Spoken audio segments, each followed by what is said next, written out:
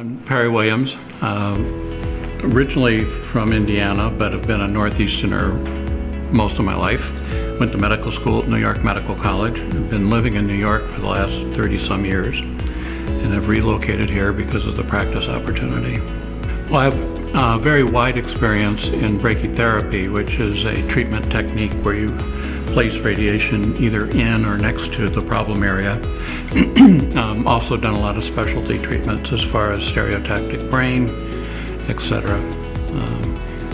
Well, I came across radiation oncology during my fourth year rotations and really went to medical school because of a research background that I have. And that seemed like a good opportunity to combine both. But really what I learned through doing it through residency is I really like the ability to have intense personal relationships with your patients, get them through a treatment process, help them understand everything that's happening.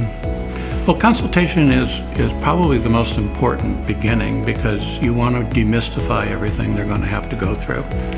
That means having them understand their disease. Treatment process you can simply outline, but it's understanding the potential for side effects. Understandably, not everybody gets every side effect, but so they don't think something is wrong because they're experiencing acute side effects. Treatment process, you work with them through it. Treatment simulation, where you set them up for the way they will be treated, have them understand the information we need at that step. Treatment planning, which is a downtime for them, and sometimes it takes longer than they want. But it's important because that's how we confirm the physics and the mathematics of the treatment. This is a team approach to care.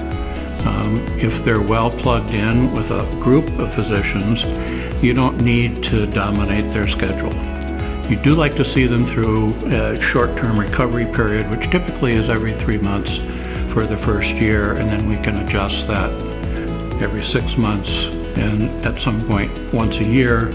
We also will end relationships. It's a nice community. The technical staff, the therapists are all excellent.